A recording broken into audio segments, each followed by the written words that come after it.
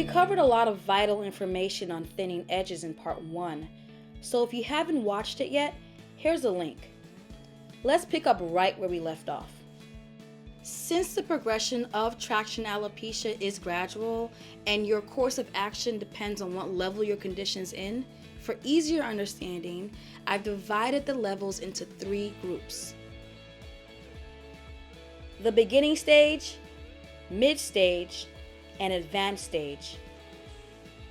In this video, we're going to go over a simple moisture regimen for mid-stage thinning edges and the characteristics and potential solutions to advanced stage thinning edges.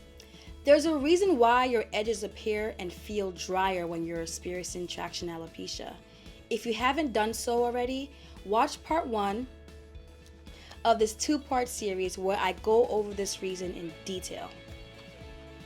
If you're trying to save thinning edges, it's really important to keep that area moisturized, which is really tricky because even a small amount of product buildup can cause breakage to thinning edges. So I've put together a really simple regimen for safely balancing your moisture levels for mid-stage thinning edges. There's only 3 steps to this regimen: cleanse, mist, and seal. Every interaction you have with your edges should be delicate. So when cleansing, avoid directly rubbing your shampoo on edges that are thinning. The suds from the lather is more than enough to cleanse that area. Thin edges dry out really fast, so if they dry out soon after cleansing, lightly mist that clean area with something acidic, moisturizing, and healing. While it's damp, add a tiny amount of a thin natural oil like jojoba or sweet almond oil to the palm of your hands.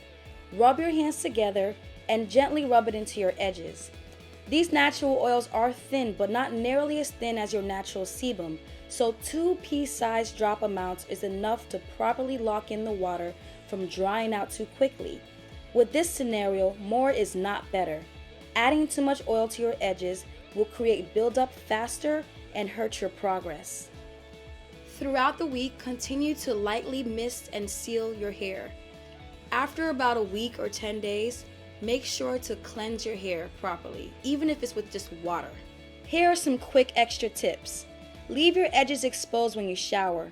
Water is the first source of moisture to go to. The steam from the shower is more than enough to hydrate your edges and make those thin vellus hair strands soft and breakage proof. Also, when you're styling your hair, don't try to catch everything. Leave your damaged edges out of your styles. Finally, don't forget to gently wrap your hair at night before you go to bed.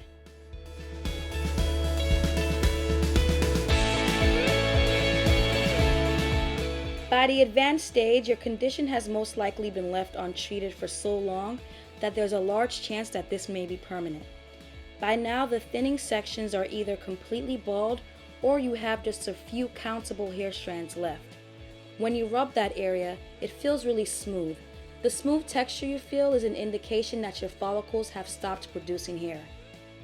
Reversing it at this stage will take a lot more dedication and perhaps some medical attention. In a few cases, if you completely remove the culprit from your regimen and do all the reversal methods I mentioned for the mid-stage thinning, you may succeed at creating an environment where your follicles will start working again. It most likely will never be as full as it once was, but you could manage to regrow some fragile vellus hair strands. Unfortunately, at this stage, solutions are limited, and you may want to try Rogaine or resort to hair implants. This video is really important to me because it's so sad when I see someone unnecessarily going through something that's completely preventable. Sometimes awareness is all it takes for someone to turn things around. So I encourage you to share this video on your social media pages as much as you can. Thanks for watching.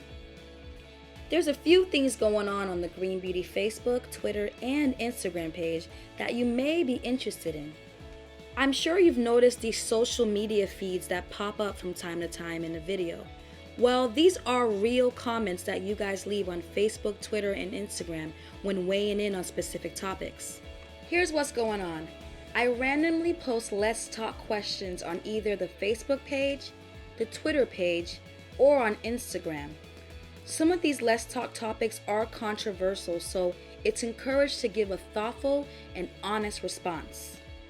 When selecting comments, I try to pick those that represent different point of views, so there is no right or wrong answer. Hopefully, these different viewpoints will help other viewers, especially those that are new to the healthy hair journey, gain a better understanding of these complicated topics. So if you want to join the conversation and possibly have your input included in a future video, here's how to do it.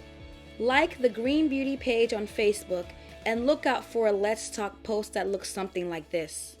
Follow @Green Beauty Talk on Twitter and look out for a Let's Talk post that looks something like this. And follow @Green Beauty Channel on Instagram and look out for a Let's Talk post that looks something like this. They're posted randomly between 3 pages, and they're a great way to have some insight on what video topics are coming up next.